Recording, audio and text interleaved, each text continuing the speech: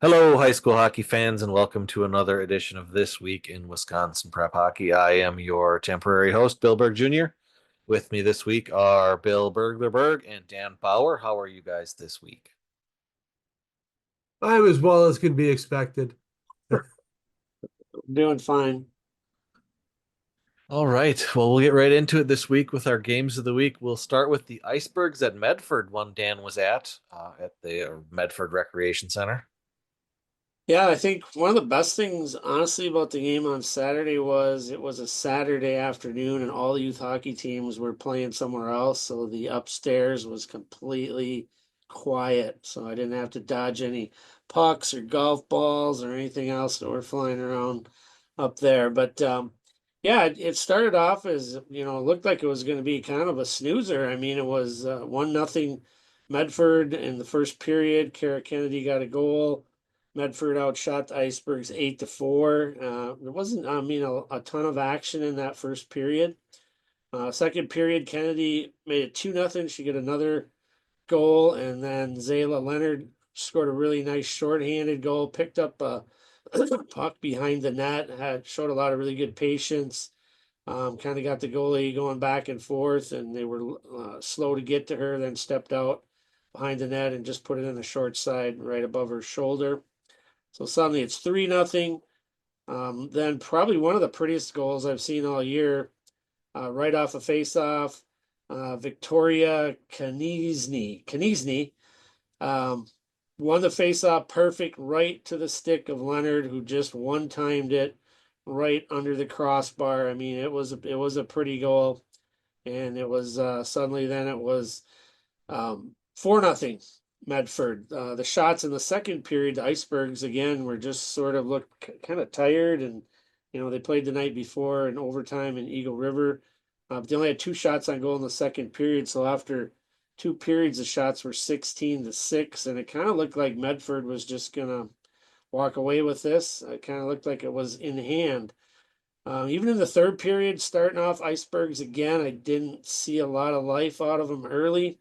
I mean, they have some talented players, you could see that, but they just weren't able to get to the net, weren't able to make much happen.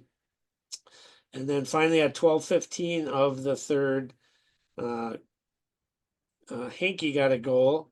Cadenzi, I'm not exactly sure if that's the right pronunciation of his first name, got in close, made a nice move to get to the front of the net and just trickled one in between the pads. And as Pipcorn turned around, Chloe Pipcorn, the goalie for Medford, kind of swung around to look to see if she had it. It just trickled out and across the goal line.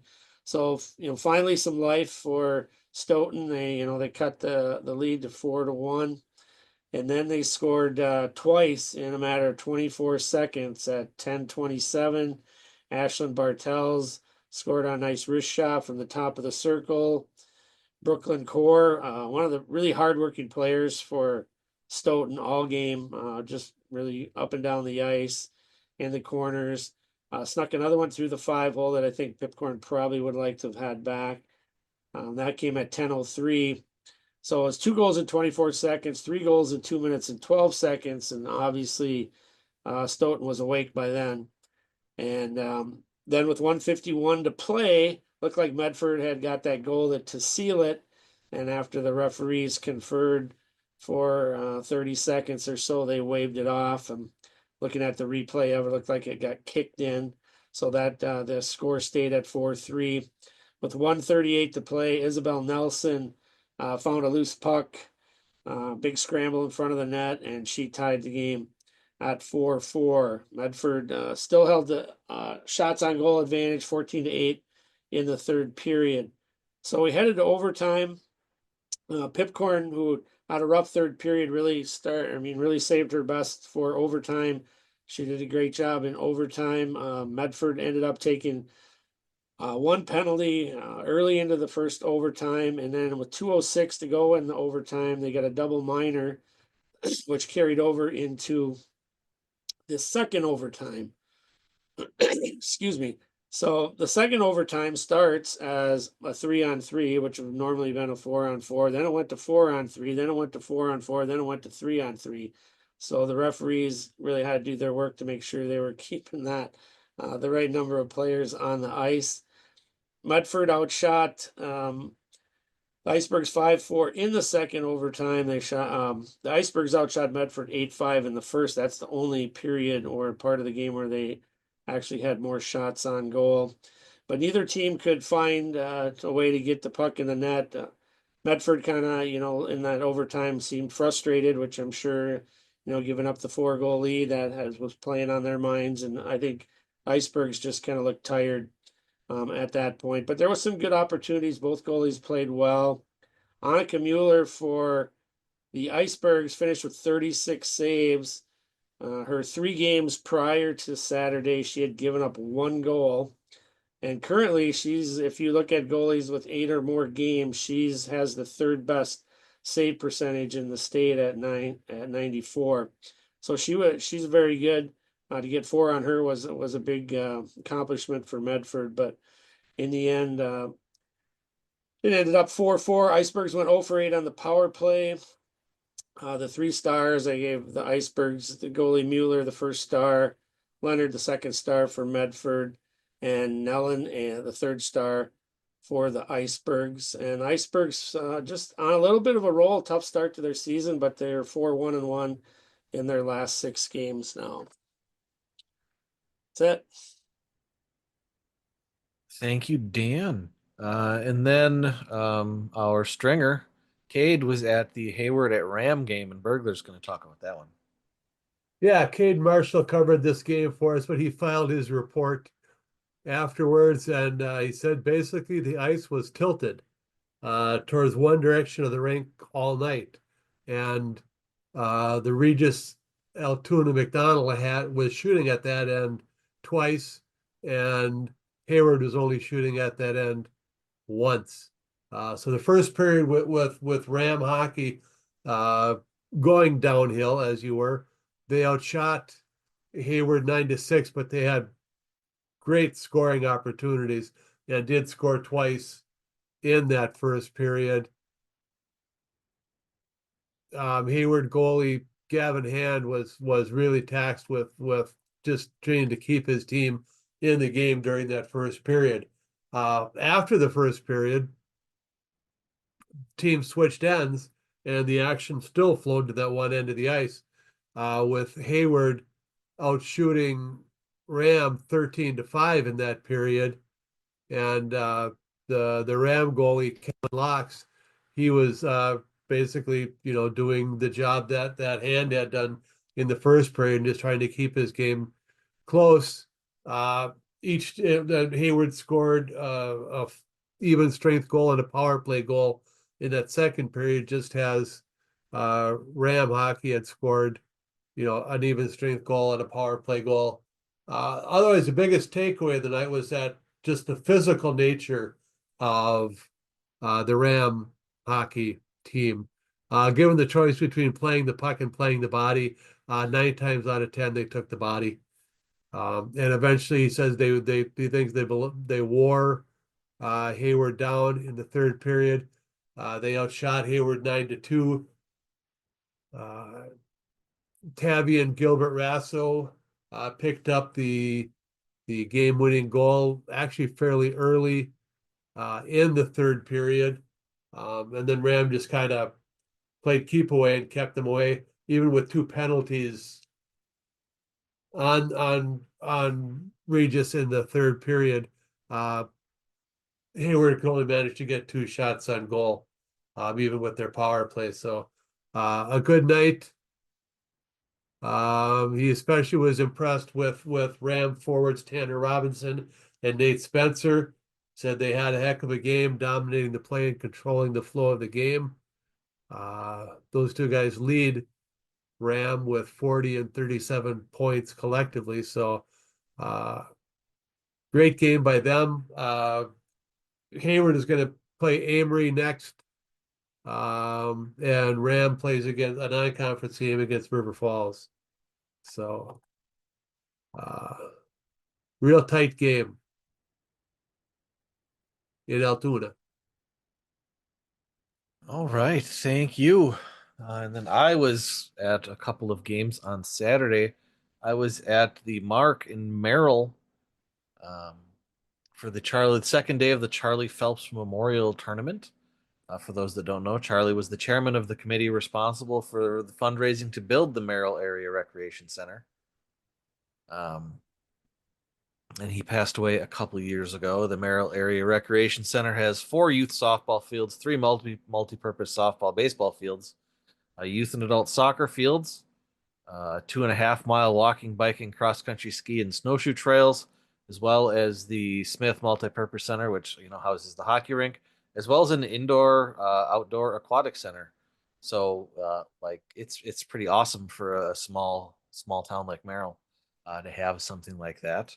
Friday, the day I wasn't there for the first round, the South Central Navigators beat the Rhinelander Hodags 5-1, and East Merrill United Blue Jacks beat the Medford Raiders 12-0, which set up the games on Saturday. The first of which was the Rhinelander Hodags and the Medford Raiders. Those two teams will meet again this Thursday, actually, for the Great Northern Conference matchup. This was a game where, when I was getting coach comments after the game, both coaches complimented the other one for the work they're doing dealing with low numbers in their program.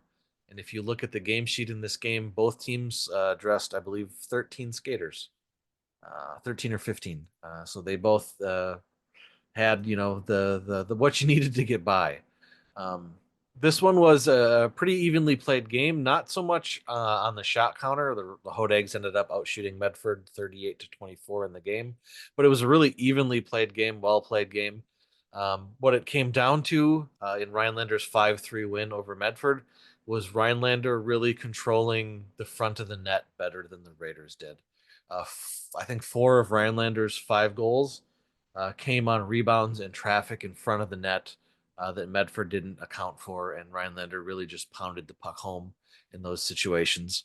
They ended up taking a 5-3 win over Medford in the first game of the day. Dylan Shevland for Rhinelander had 2 goals and 2 assists to lead the way for the Hodags. Logan Leonard had 2 goals, and Drake Nelson had their other goal. For Medford, Fisher Tums, Cole Pernsteiner, and Tucker Phillips each had a goal for the Raiders. And then moving into the championship game of the tournament, the South Central Navigators, who, if you're not familiar, they used to be 2 co-ops, the DeForest Poinette Lodi co-op and the Madison East La Follette co-op. They are now the South Central Navigators. They were up in Merrill, and that one was another one, 5-3 game, but it was a different character than the first one, 2 D1 teams battling it out this time. East Merrill controlled the first few minutes of play, but made 2 mistakes in their defensive zone, which gave South Central an early 2-0 lead. Just 2 minutes into the first period, Jackson Rentmeester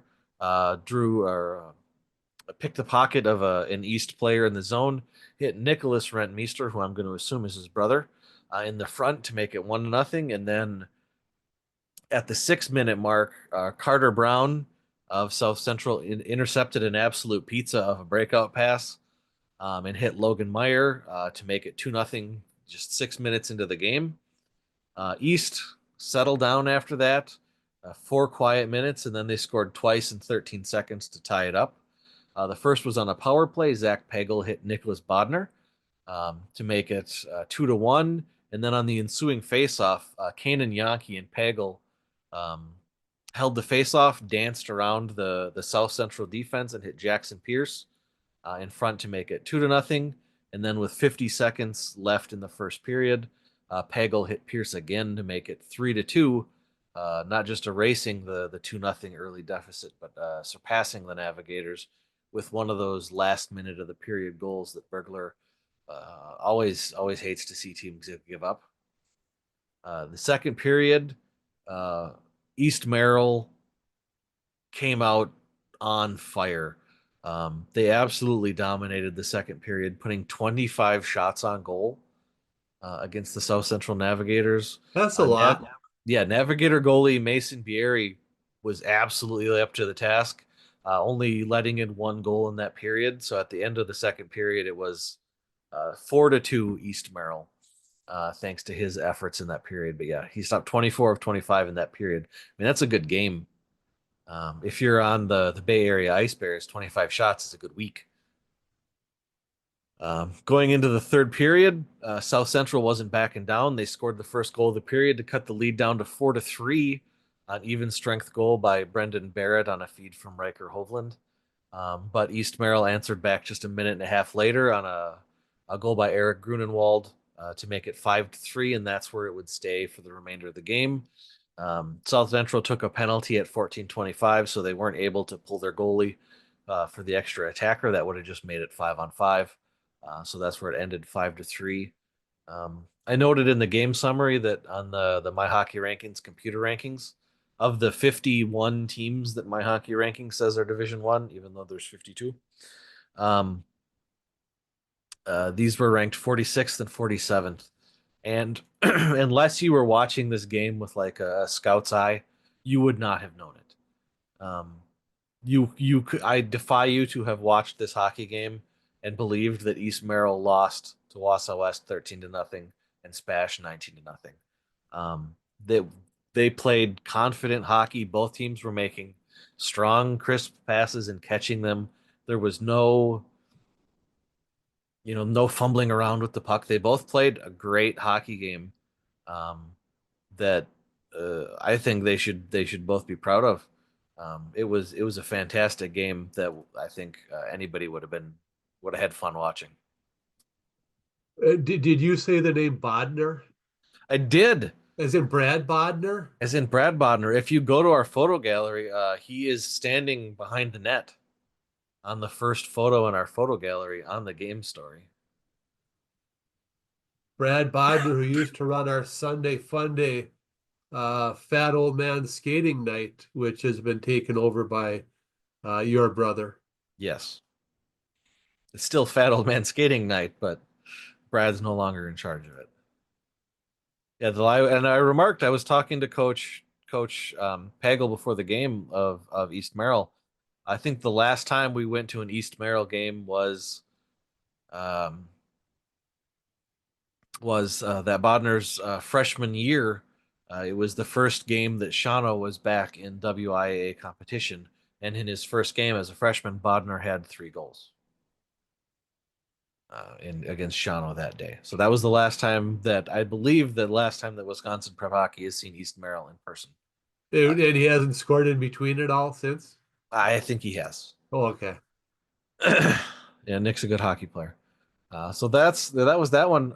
I had a choice. I could go to the Charlie Phelps Memorial Tournament on Saturday, or I could go to Marathon Park and watch Wausau West and Middleton and Notre Dame and Eau Claire Memorial, and I chose the thing most people probably wouldn't have chosen. I was perfectly happy with my choice. That was Well, two great I hockey believe games. you're also kind of like discouraged from going to watch Wausau West at Marathon Park by Yeah, their coach.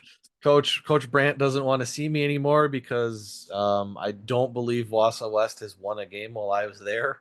So I don't think he wants to see me anymore. Not only that, they've never played a good first period while I'm there. They dig themselves a hole and spend the rest of the game trying to dig themselves out of it.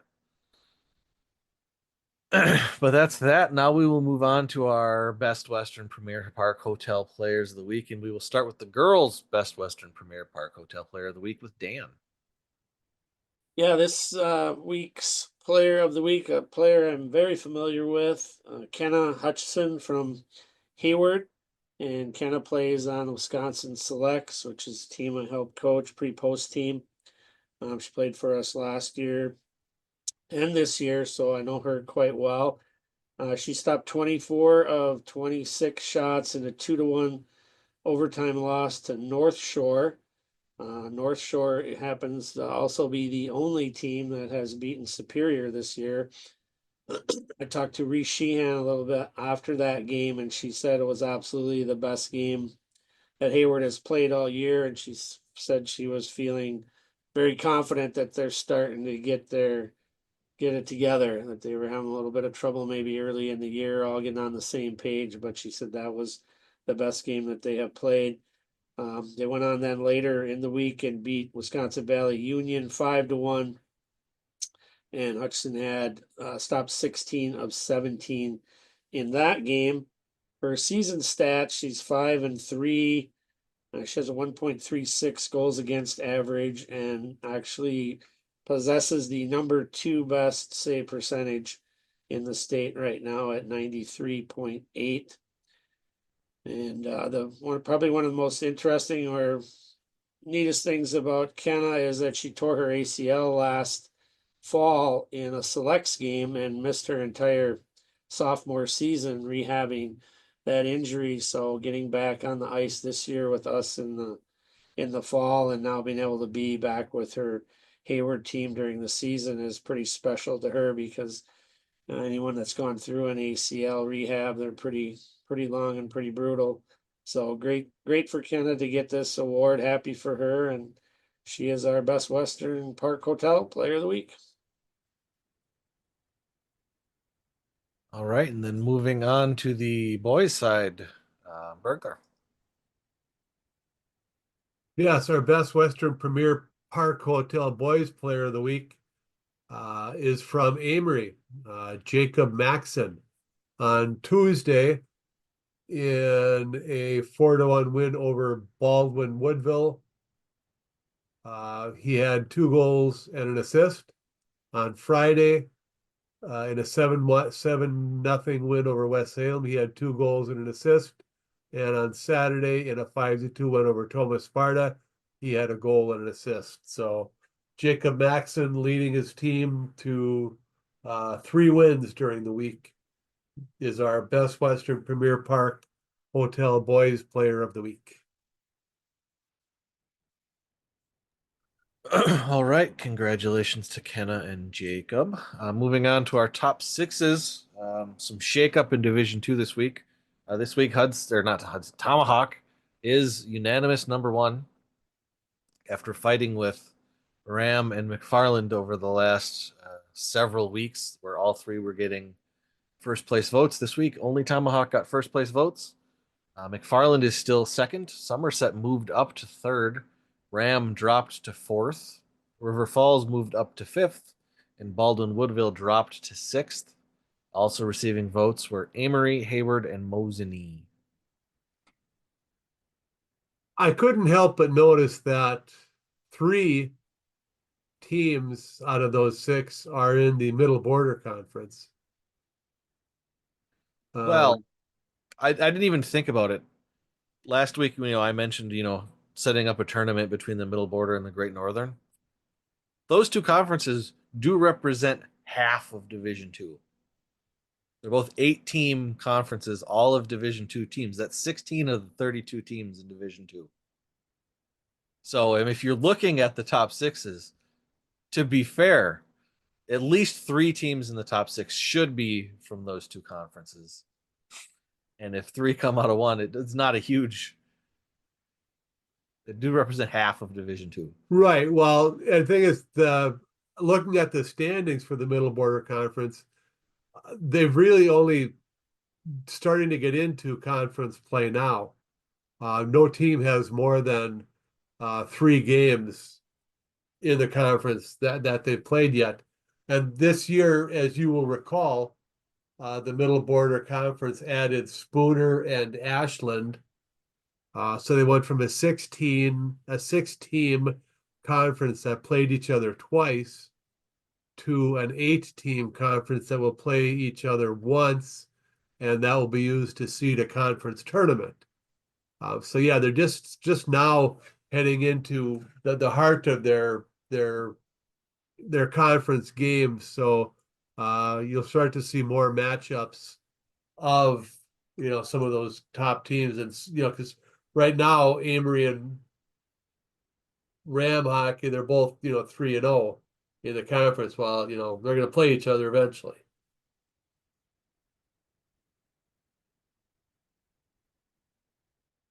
I believe Somerset and Ram play this week.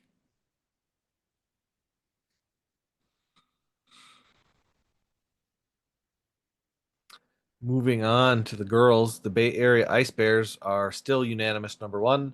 Superior is still 2. Central Wisconsin is still 3. St. Croix Valley is 4th this week. Hayward is 5th, and the Eau Claire area, who were not ranked last week, moved into the sixth spot. St. Croix and Hayward, I didn't have it in my notes here, but they flipped from last week. Also receiving votes for the girls were Black River Falls, Lakeshore, and the Warbirds. Yeah, I So don't top, think much is. I mean, that top three, I'm not sure we're going to see a lot of movement in that. I feel like right now, Bay Area and Superior seem like they're headed for a showdown, but obviously there's a long way to go for those two. They're both on 10-game winning streaks right now. Bay Area's 14-1, Superior's 13-1, so they have both been handling their opponents. We'll see how that goes. The Storm been a little bit up and down, but 3 losses. Obviously, that's not a lot. They did get a little bit of a scare on Friday, I think, when they went to overtime with Eau Claire at Greenheck, but they've won 5 of their last 6. So they're right there with them. They play Beaver Dam this week, and they host Lakeshore. Superior this week plays Grand Rapids, Minnesota. That should be interesting. That's normally a pretty good program. They also go to Hudson, and then I think a game I'm interested in is Bay Area and Fox Cities will play on Saturday at Fox Cities, and that's a pretty big rivalry game for those two teams. Hayward, feels like they're playing really well. See what they have, Chippewa Falls, CFM this week, and then they play Hibbing also this week. The Fusion, they just keep bouncing around. Win 1, lose 1, win 2, lose 1. They beat Eau Claire and Cooley both last week, 2-0. And Eau Claire, a team that I've kind of had my eye on all year. I think they're a dangerous team, and I think they continue to get better, even though they lost 3 of their last 4 games, but they were the Bay Area, Fusion, and Central Wisconsin. So the teams that are beating them are kind of like the Packers a little bit, the teams that are ahead of them. I want to bring that subject up, but yeah, and then there's some teams to watch. The Warbirds have kind of slipped out of favor, I think, a little bit. They won 8 games in a row to start the year, but they've been 5-4 since then. Western Wisconsin's won 4 straight. Beaver Dam has won 8 of their last 9 after starting 1-5. I think Fox Cities is a team to keep an eye on because they've won 4 in a row now. And Lakeshore keeps hanging in there. And Black River Falls, I think, is still a team that, they just keep coming up. They beat the Warbirds this week 2-1, so they just keep themselves in the conversation.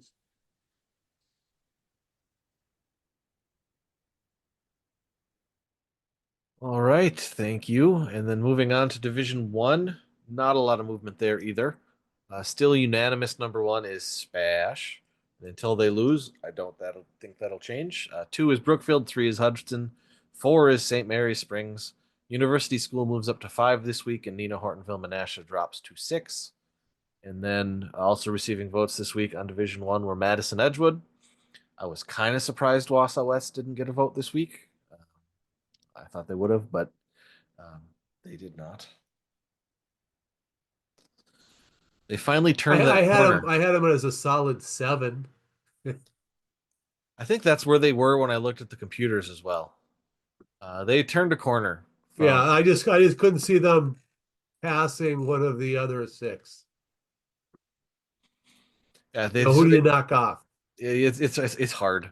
Yeah. Well, then you look at 6 and 4. Nina beat St. Mary's Springs 7-4, but St. Mary's Springs beat University School, but University School beat Nina. So those 3 teams have a round robin that you can't put one over the other because they lost to the other one, which is always fun. That's one of the fun things. Every now and then we'll get a comment when the top 6 story goes up. How is this team ranked ahead of this team when that one beat that one? Well, they have a common opponent and they reversed their wins. So, you have a 3-way, organization going on there where it's a big circle. So you can't pick one over the other just based on head to head. You've got to use everything else in your arsenal. You're saying they're all tied for 4. Yes. It's a 3-way tie for 4th. It's Spash, Brookfield, Hudson, and then Springs, University School, and Nina are a 3-way tie for 4th. Yeah. I'm sure we'll hear about it too because Only one other team received votes this week. That was Edgewood. That means that 3 private schools are in the top 7. Yeah, those debates on everyone's beating everyone are very interesting at the seating meetings. Those can get pretty fun. I've had attended some of those that are. Yeah, but we've seen that going into Nina Hortonville Menasha and Springs. They're both in the Badgerland Conference tournament. We've seen that a couple years just going into the Badgerland tournament where Nina will have beaten Springs and Springs will have beaten Fond du Lac and Fond du Lac will have beaten Nina. And they're all sitting at one loss in the conference and they got to get seeded 1, 2, and 3 in the tournament. And it's going to choose who they play. And it's a whole big thing. It's always kind of fun when that gets hammered out. Yeah, it's not that conference tournament. It's not as wild as it was for a couple of years. Any of the top 4 teams could have won that conference tournament, and they were for a Yeah, there couple of was years. a there was a good like 3 year stretch in there where if you went in ranked 1, you were not winning that tournament. You might not even make it to the championship game. Yeah, I remember that. All right, and then our upcoming games of the week. Tuesday, Dan will be going down to Baraboo to see the Beaver Dam girls take on the Badger Lightning. I think that's Tuesday. That's what I wrote down. I think so. Yes, it's tomorrow, right? Yeah. And then Saturday, I will be going to KB Willett Arena in Stevens Point to see the previously mentioned University School, number 5, taking on number 1 Spash. Yeah, and if I wasn't on injured reserve, I'd really like to have gone over to Hudson this Saturday. The boys are playing against Notre Dame, and the Hudson girls team is playing against Superior on Saturday. But I'm not ready for that trip yet. Nope. At the previously mentioned Old Man Hockey, Burglar broke his ass.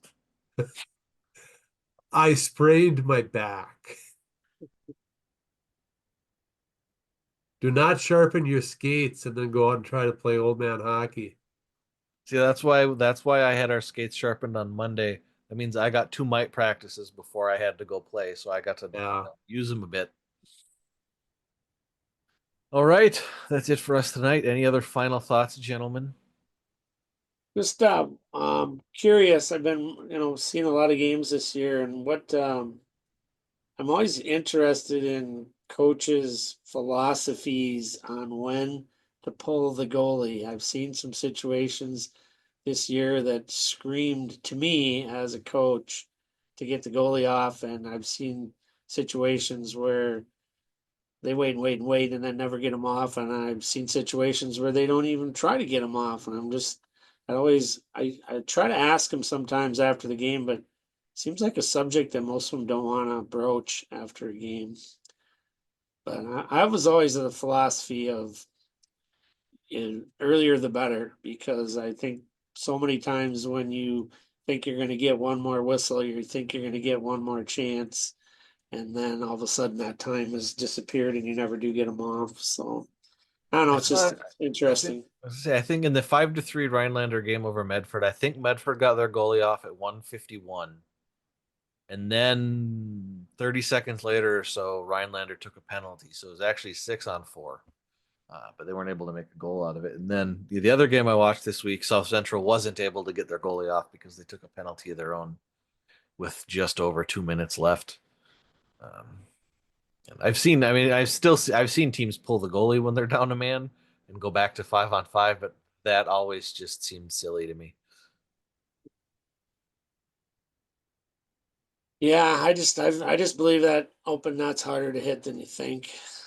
It's you can stand kids in practice and have them shoot and have your whole team shoot and have 3 kids make it out of 15 or 20. So I don't know. I like the odds. I was always reluctant to for more than a minute and a half because I think it's really hard even for a high school team with with several lines of players. I think it's hard to keep up the intensity that you need to play with when your goalie is pulled. I mean, you gotta go balls to the wall when you pull your goalie. I mean, you can't back up. You just got to attack. And I think it's hard to keep that going for more than a minute and a half. That's a valid point.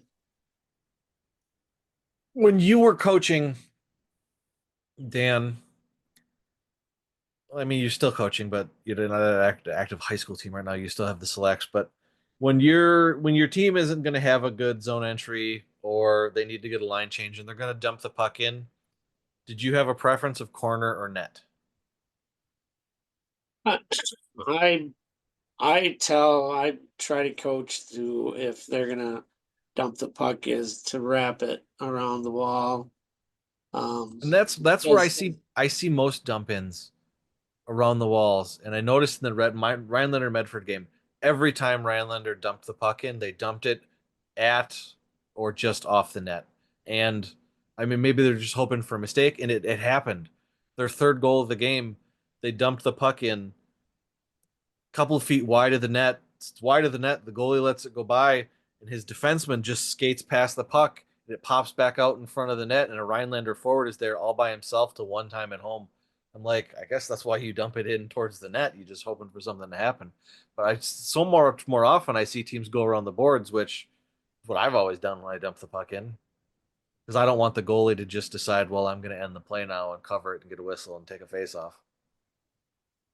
Yeah, I like the rim because I like to dump it to the weak side and hopefully send somebody there. And I also like it on the wall because I think it's a lot harder for defensemen to pick that puck up off the wall than if you dump it in and get a nice bounce off the end boards for them where they can get to their forehand right away. So, and that was just sort of my Or reason. if you're playing a game in Northland Pines, you ring the puck around the boards because you know it's going to hit a weird seam and shoot out in front of the net. Yeah, yeah, that can help too.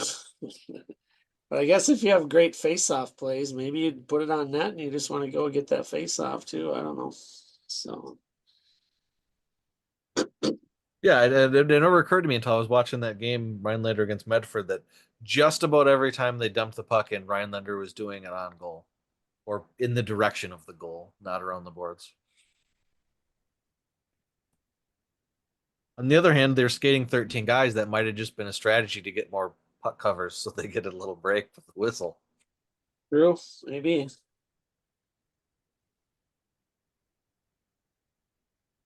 All right. Well, that's it for me, Bill Berg Jr. With me this week were Bill Berg and Dan Bauer.